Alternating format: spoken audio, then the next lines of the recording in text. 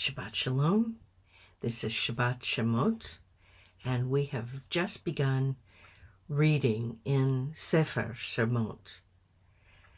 When we begin a new book, it's appropriate to ask, what is it about?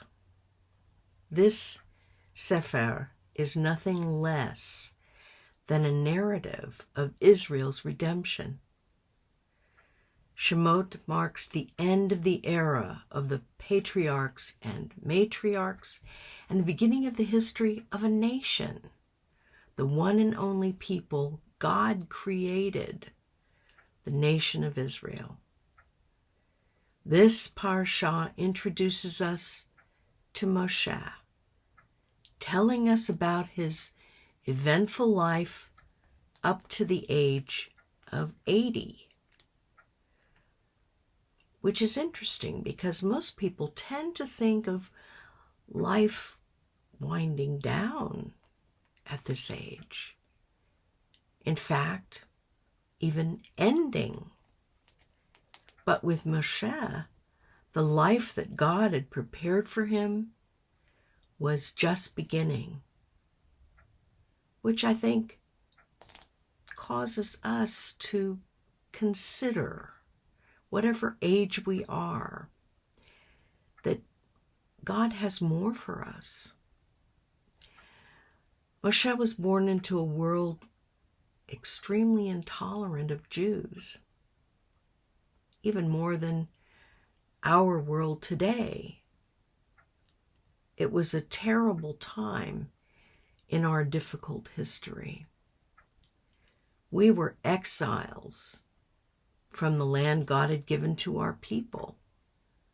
We were homeless and we were without friends.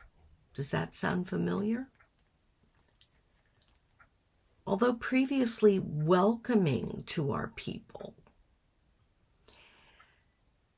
when we numbered only 70 or a few hundred, the Egyptians had become increasingly hostile to us as we grew in number, until finally those who no longer remembered Joseph and the way in which he saved Egypt from famine had made us their slaves, or more correctly, Pharaoh's slaves.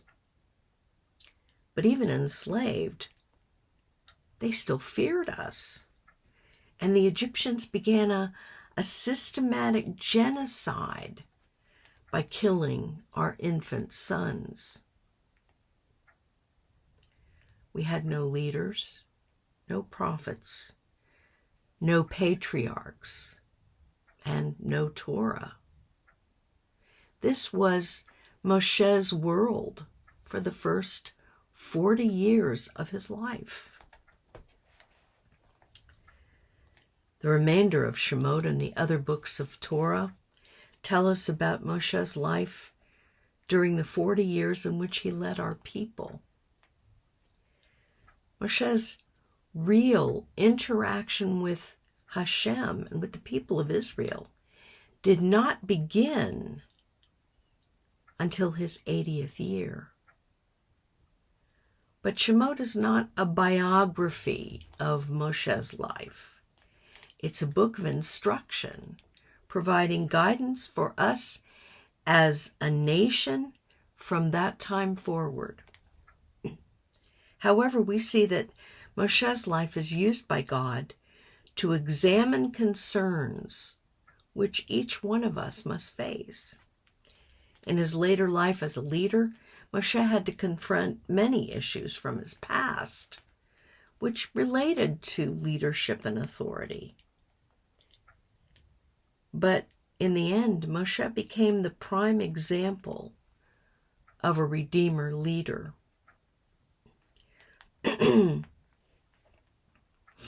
Considering the significance of Moshe's later life, it is certainly useful to ponder Moshe's early life, the first 80 years, 2/3 of his life. Torah finds these years important enough to tell us that Moshe, who was supernaturally delivered from death, raised in Pharaoh's household as the adopted son of Pharaoh's daughter, protected a Hebrew slave from being beaten by an Egyptian by killing the Egyptian. Again, he interfered in a scuffle between two Hebrews. We also know that a bit later he defended 7 Midianite shepherdesses against a group of bullying Midianite shepherds. Torah intends for us to see in these incidents a quality or qualities that primed Moshe to be the leader of our people and the teacher of God's way to the nation that God had created. These actions that I've just mentioned demonstrate that a core value in Moshe's life was a sense of justice, whether relating Jew to pagan or Jew to Jew or Midianite to Midianite. God's concept of righteousness is essential to an understanding of Hashem, also to following Torah and to seeking after righteousness. The Hebrew word tzaddik literally means righteousness or justice. We may hear the word used most frequently in connection with charity, that is, tzedakah, an ethical obligation within Judaism, not merely an expression of goodwill, but a requirement. A tzaddik is one who lives a life of the Spirit, following the commandment of God and pursuing righteousness. Despite what you might think after reading the Torah, Moshe was not a born leader. His unusual birth and upbringing resulted from the enslavement of our people. He had 2 families, one Bnei Israel, one Egyptian. And he had an unusual education as a Bnei Israel and as an Egyptian. He began life as a slave, but he became a prince of Egypt, adopted son of Pharaoh's daughter. He lived the next 40 years of his life working as a nomadic shepherd in the desert. Moshe, born a slave, raised a prince, became a renegade through his own actions. He was strong-willed and he was impatient, unwilling to watch and wait for the best opportunity to accomplish good. He was passionate about injustice. He was hot-tempered to the point of committing murder. Although raised in Pharaoh's palace, he chose identification with his own suffering and downtrodden people rather than a life of ease. The wilderness experience was not the life he chose. It was one that happened to him as a result of his necessary escape from Egypt. He willingly accepted such a bucolic life because no other alternative presented itself. Despite the fact that shepherds were the most despised people in the land of his birth, this life had some advantages. His past was of no concern to his new community. No difficult demands were placed upon him. He was separated from the cause of his discontent. He could forget about his family and his people in Egypt, as many of our people have tried to do. He was provided with a ready-made family who initiated him into life in the desert, and they didn't really expect much of him. The desert was a place of learning and growth for Moshe for 40 years. His experience in shepherding sheep prepared him to lead Israel, although, of course, he didn't know it at the time. His years in the desert made him patient and persevering. And he learned the lore of the wilderness, which made him the very best possible leader for those who would spend 40 years there. His new family, Yitro, Zipporah, Midianites, descended from Avraham through the concubine Keturah, taken after Sarah's death, provided him with sustenance and support during his 40 years of work experience in the wilderness. Yitro's wisdom was at his disposal then and even later, as we shall see in Parashah Yitro. Moshe, we learn, was a somewhat reluctant leader. There are people who want to be leaders. They say, please let me be a leader. They stand for office. They enjoy being in a position of influence and power. Moshe was really not one of those.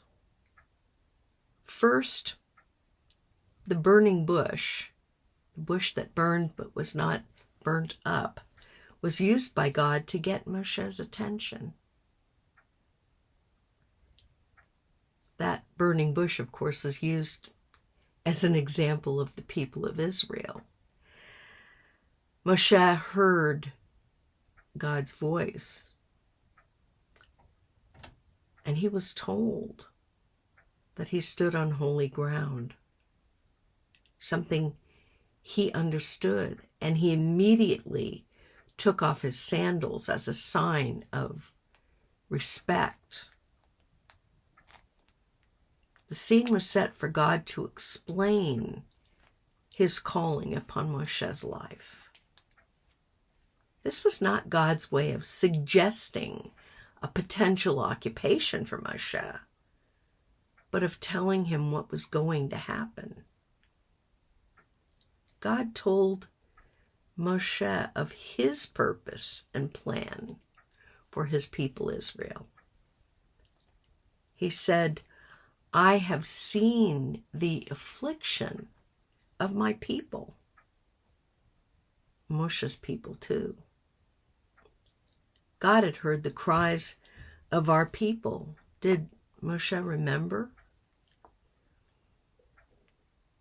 And he responded to them in the fullness of time as their father and defender, in accordance with his promises to the patriarchs and matriarchs. Could Moshe do less? God said, I will send you to Pharaoh. God's purpose for Moshe was already set.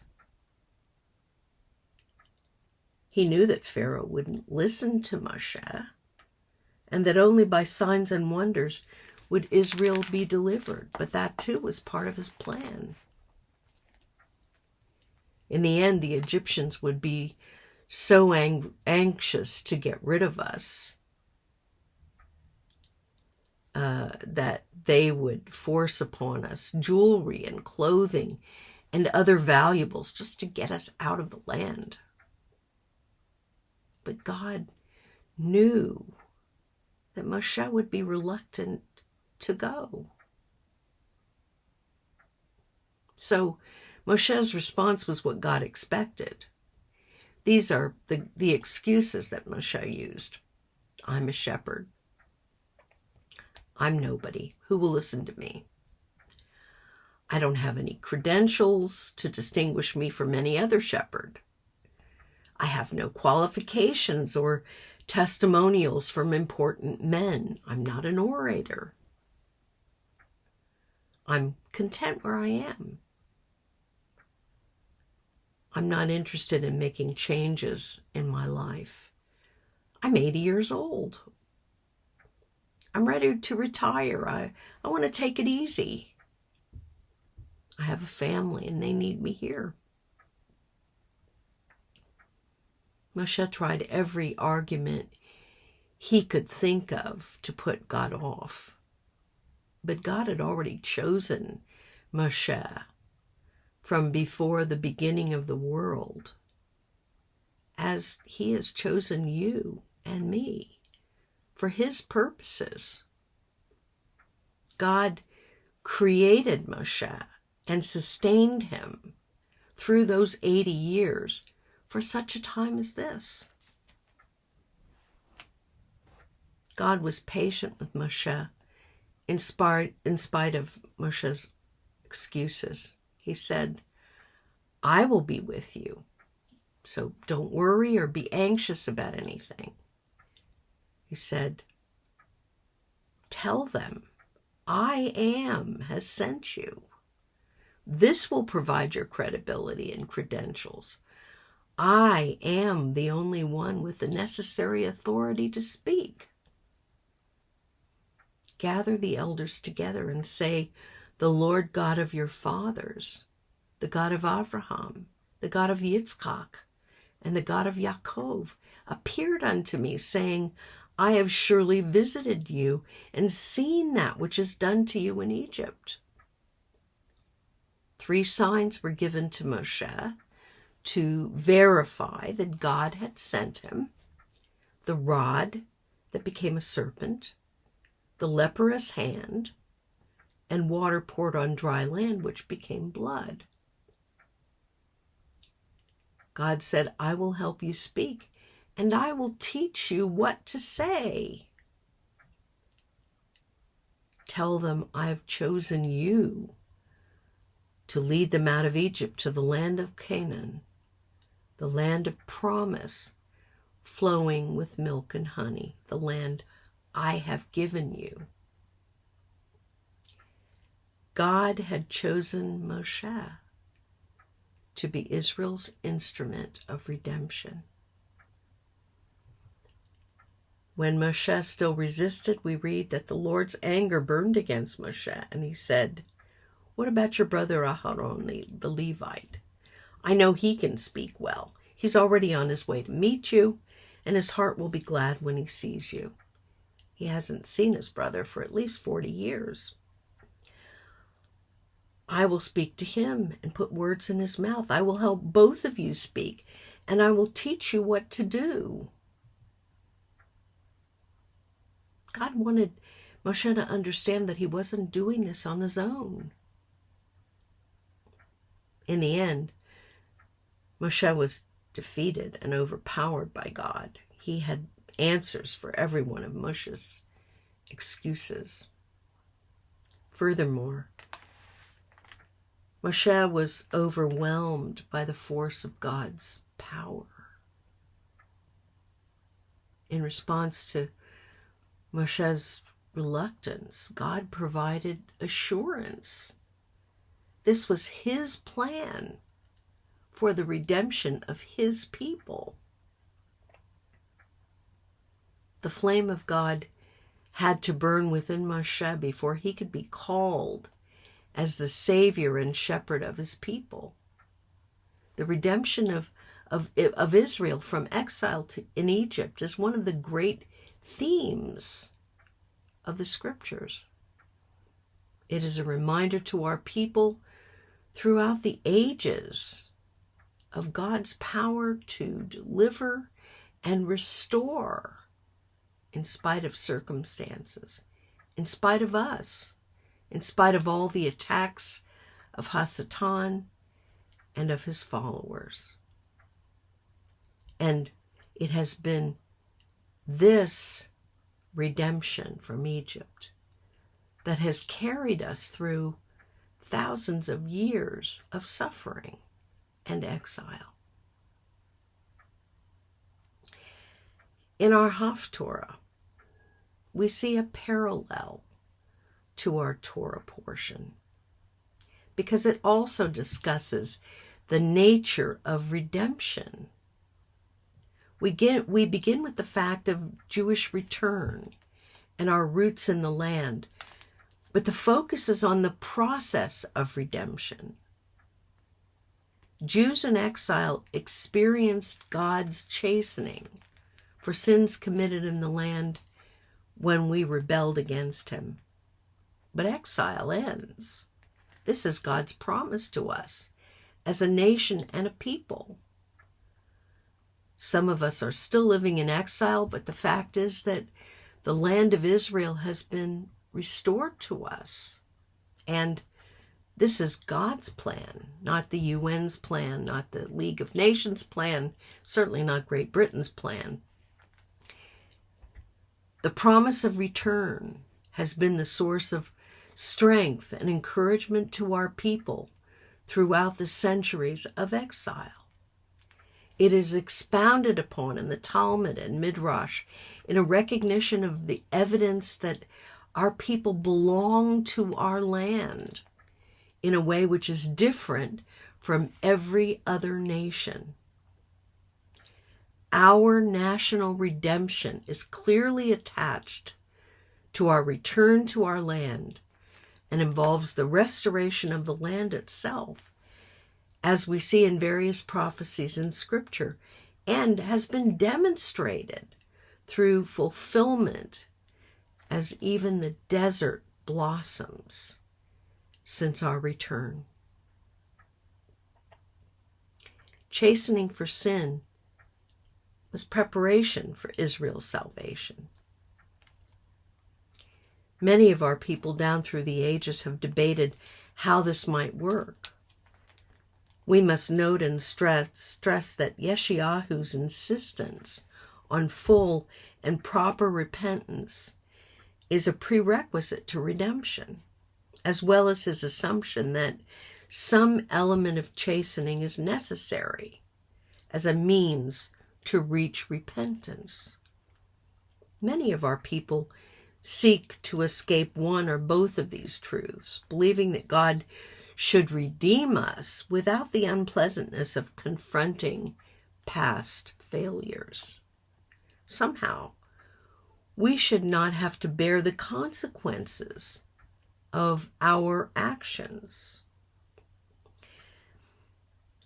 Neither of these perspectives agrees with the Scriptures, which states that without repentance, there is no remission of sin. And remission of sin is necessary for restoration.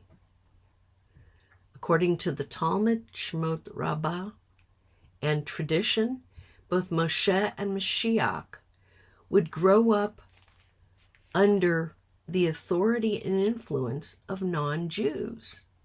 Moshe in Pharaoh's palace, Mashiach under Rome.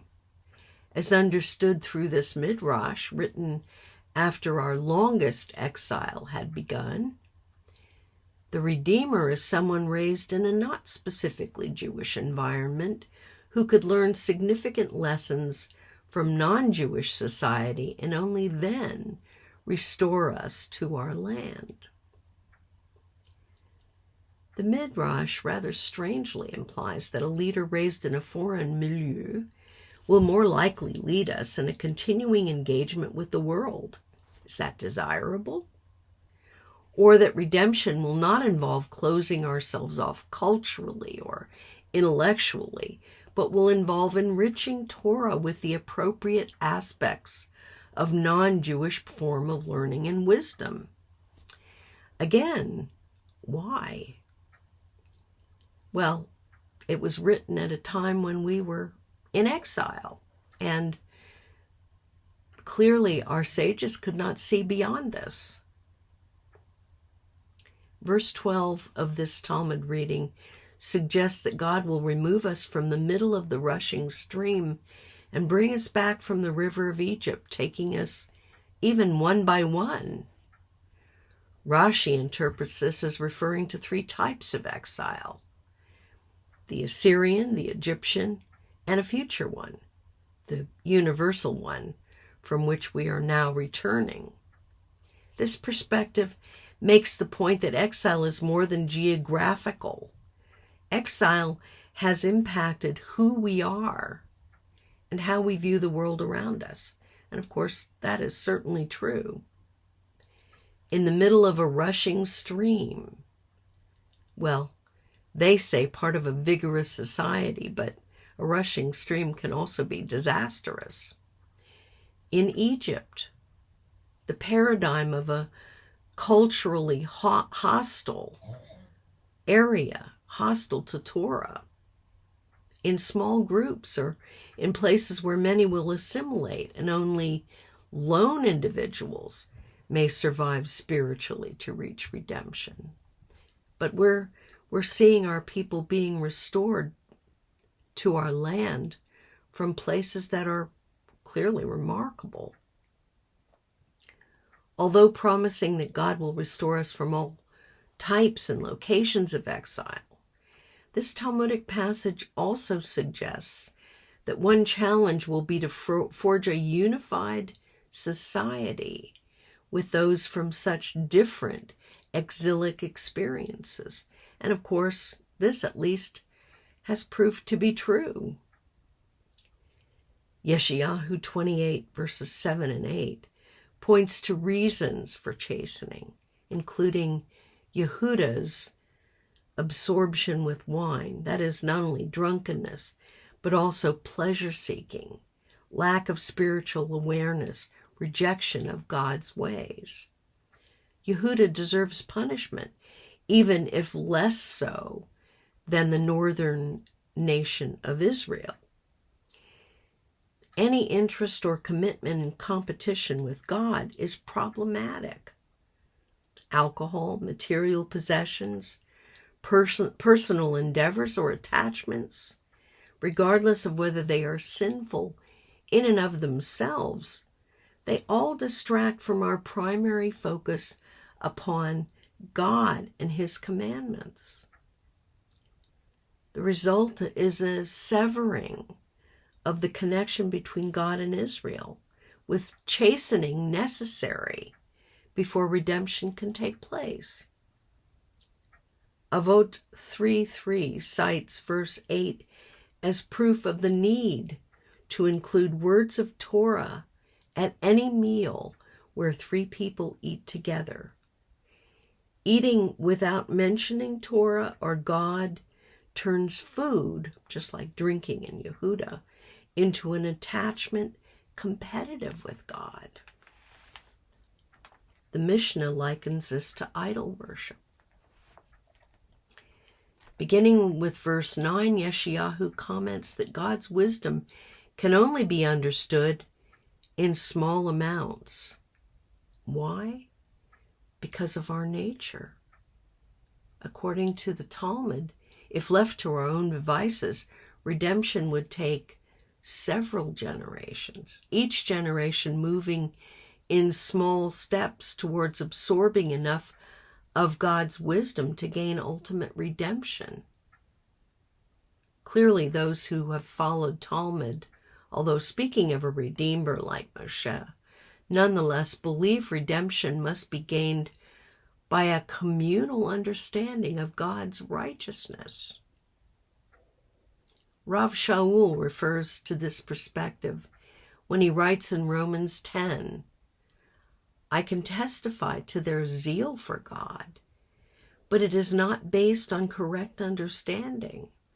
For since they are unaware of God's way of making people righteous, and instead seek to set up their own, they have not submitted themselves to God's way of making people righteous.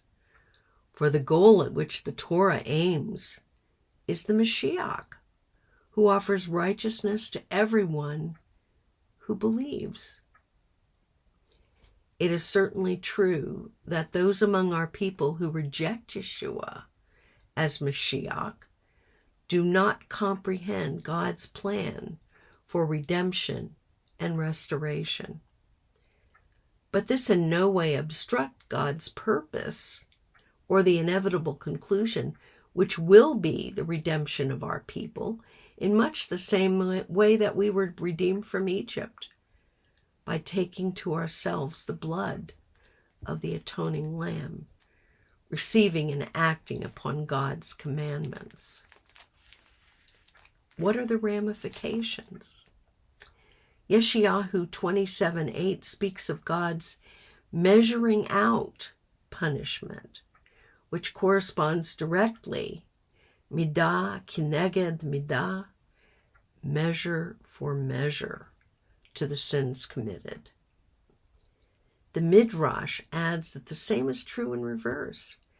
God rewards us according to our willingness to follow his commandments. One modern commentator suggested that when we receive punishment, we should be able in some way to understand what we did to become liable for it.